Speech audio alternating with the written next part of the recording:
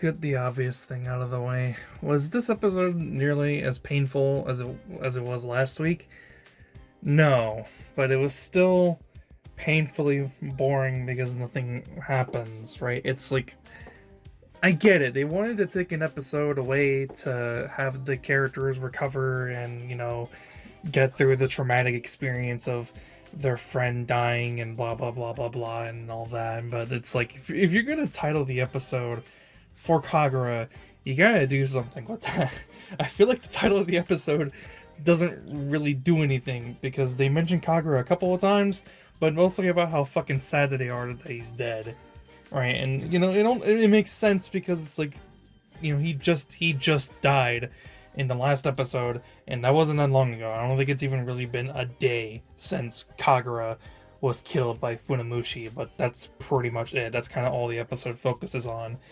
And I must have been in a pretty sympathetic mood when I was watching this episode, because the episode decides to go ahead and explain more characterization for Hebi Ichigo and her backstory about how she became a shinobi in the first place. And it was how, when she was younger, she lived in a trash heap. She didn't really have much of anything, and she never really knew her parents.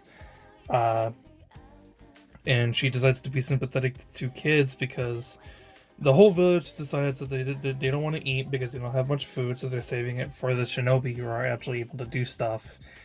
But they don't want the villagers to go hungry and starve themselves and refuse to not eat, so she gives her food to two children because she saw herself within those two.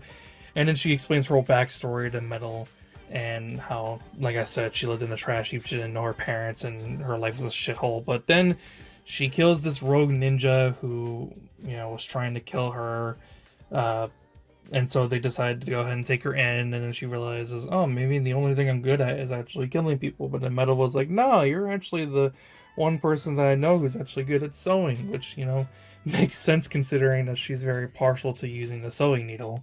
So, I kind of like I actually kind of like that about how the interest from her in being able to sew things together is why she's so accustomed to using the sewing needle, the ninja blade, which none of the other swordsmen really had that, really, besides like Kisame with Samehara. That just made sense characteristically with the him using Samehara, but Hebi Ichigo using the sewing needle made a lot more sense because her hobby was sewing.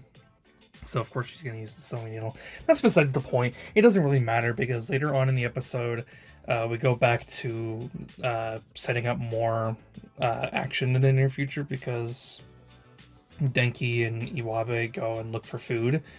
And then they get captured by the Funato. And the guy who broke out of the prison, I don't even remember what his name is, to be honest.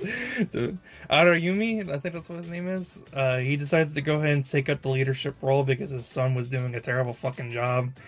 And Funamushi's like, no, I'm not going to retreat. I'm going to avenge Lady Seiren or whatever the fuck's fucking simp-ass motherfucker.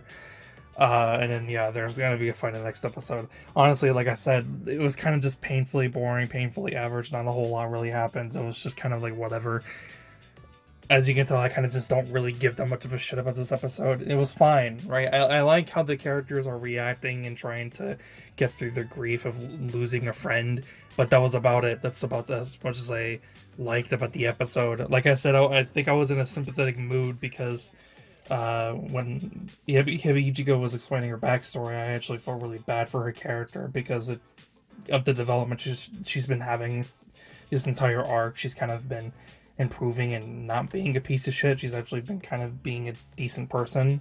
So seeing her have to live such a terrible childhood was actually it hurt my feelings a little bit, I'm not gonna lie, but I guess I was just in a sympathetic mood when I watched it. But the episode was whatever. I really just didn't care for it.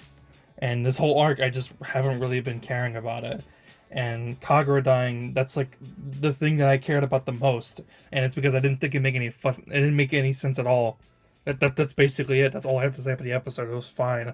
All of this has just been kind of okay or less than mediocre. And have zero interest in watching this any further. It feels like this shit has been going on for way too long than it should have been going. It just feels it's being dragged out for way too long, and I want it to end already.